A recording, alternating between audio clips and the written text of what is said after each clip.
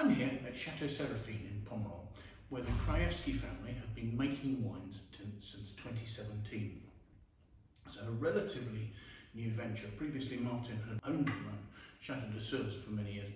He's bought the property, he's completely rebuilt the chateau, he's pulled out most of the vines and replanted, and the family are now meticulously making some fabulous wines here.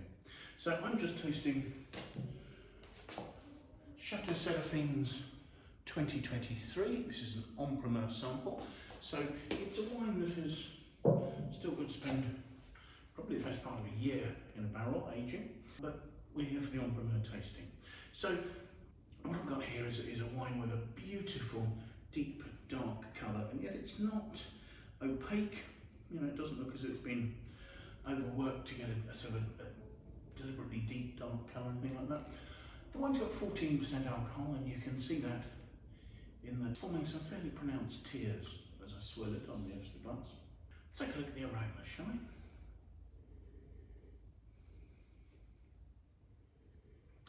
The aromas are a lovely combination of deep, dark, rich, ripe fruit without seeming overly jammy.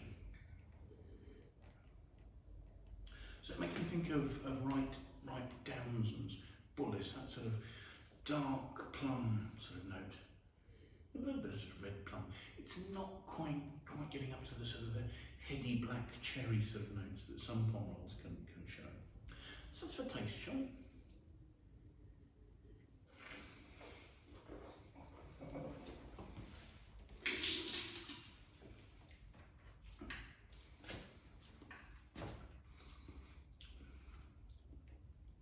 One of the things that we're seeing with Merlots in 2023, and this is 100% Merlot, is that Merlot is providing beautiful freshness and perfume in the wines. A lot of because of a really lovely fresh acidity that's right throughout the wine. There's a decent structure here, it's very fine, it's not coming across as being particularly grainy. Maybe that will come once the wine has spent some more time in the barrel. You know, currently this is smooth, it's almost sort of chocolatey. There's not a sort of an overripe or raisin note. This is lovely and fresh, and as a result, the acidity is giving the wine good length. As I say, it's 14% alcohol, but it doesn't feel particularly hot because there's enough concentration of the structure. It's a nice sort of medium to full-bodied wine. There's enough concentration in the tannic structure that the alcohol doesn't seem particularly hot. And again, the acidity on the finish gives it this lovely, smooth, textured, velvety black plum note to the finish. That lasts incredibly well. So I'll be very interested to see how the wine tastes by the time it comes to bottle, and it's had a little bit more oak on it, and it'll probably close up a bit. But the indications from this tasting is that this is a wine with good acidity, excellent structure, lovely freshness, and should be a wine that, one, should be quite accessible from a young age to drink, and two, should age well in the bottle. And will probably give some spectacular drinking in the future. So thank you very much for watching. I hope you've enjoyed the tasting. If you have, do please press the like button. Do please consider signing up and following us on YouTube.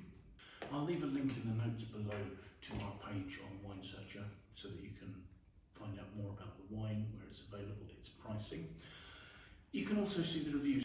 In general, Seraphine's achieved a Wine Searcher average score of about 91 points from critics during its short history.